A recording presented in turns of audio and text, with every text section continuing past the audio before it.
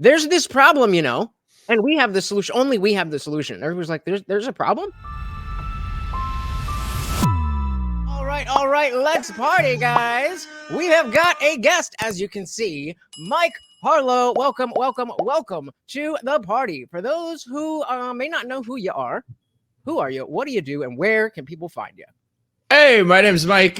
You can find me on YouTube at just my name, Mike like Tyson, Harlow like Gene, or on the Twitters, which I guess now identifies as X. You said Twix, which I like that. I like Twix, but I am not Mike Harlow on there because I've been banned so many times. I had to be not Mike, and I think now people might think I am Mike. A little bit of covert action. Love it. Covert operations are supposed to be covert. So, Mike, I'm very excited to have you here. Obviously, you were just on the Timcast IRL. I'm sure that was awesome. I definitely want to talk a little bit about that. But the main reason I wanted to talk to you was because you had recently gone through a big move. And, we hear a lot about this type of move. And a lot of people are doing it, and a lot of other people want to do it, but are too scared to. So let's just go back to the beginning. And as far as I understand, you were more on the left until like 2016, 2017, right? Yeah. That was around, I think that was around the time a lot of people started waking up to all of this. Wake up! Wake up! Wake up! That's when the identity politics ramped up, the censorship, the political correctness. For a lot of people, it was Trump also, so... Yeah. And so what really pushed you to get red pilled? Oh God, just reality. I think for me, it was a couple things, I guess. First of all, like I said, the political correctness was so suffocating. You could not say a word suddenly every minute of every day. I was one of these words that I'd never been called in my life before. And every day I'm a racist, a sexist, homophobic. I always tell them homophobic is the only one that's true. Huh. Well, I did not expect that. Right, fair enough. That one I admit, but that was part of it. And then the other part, which I guess this kind of relates to how terrible New York has gotten, is sort of life experiences that led me to it. Like I had a break-in in my apartment and I had to move out right away. So I rented a room. I go there. It's in the projects. So sort of seeing all of these things up close. And then you moved to Florida, it was right? Well, that was years ago. I moved here like 10 days ago. Oh, okay. So that's very new. Word up. Well, I was, being that you are so new, what are some of the things that you've noticed that are different that helped you realize that you did in fact make the right decision? God, just that people aren't miserable. People are beautiful. Offices are beautiful.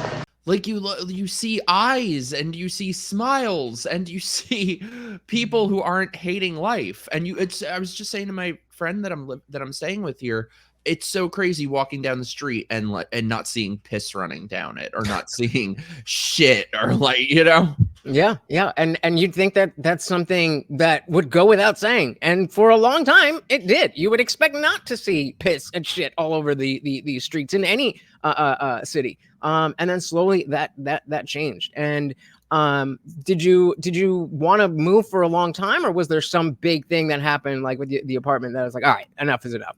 No, that was a long time ago. I think I sort of was like the last man standing in New York. Like all my friends moved and it had just gotten so terrible for so long. But even until the moment I got on the plane, I was like, I can't do this. For me, because I'd always lived in New York City, that the idea of living anywhere else felt like living on Mars. Mm-hmm. Yeah, I totally get that. And I'm a suburban kid, so where are you from? I was just gonna ask. I'm from Jersey, from Central Jersey. Don't let them tell you there's no such thing as Central Jersey. Yeah, there is. Jersey all day. Yeah, and I'm born and raised, and I've traveled a decent amount, but especially within the country. But I've always just found it home here. And I'm getting to the point, especially with these winters, I'm just ready to be out of here. And I think that the fact that we are still at a state or at a stage where we are the United States, with this idea of national divorce coming, it's definitely a good time to get out. And as we were saying, it's strange. New York City tries so hard to help. That is a good. it starts to act like that. Yeah, who was I just talking to? I was just talking to somebody the other day about so many of these democratic establishments, these democratic institutions, these things, just things that the Democrats are doing, seem to be like, yeah, they're super racist. Like, oh yeah, I mean, I've seen racism before. Like, yeah, actually, it's way more, and we're the only ones that can help it, and everybody else is the evil racist, and it's just so all encompassing that I don't understand how. I mean, I guess I do understand how people are locked in, but some of the people who I would expect to be able to see what's going on, just the whole, we're not ever able to leave the left.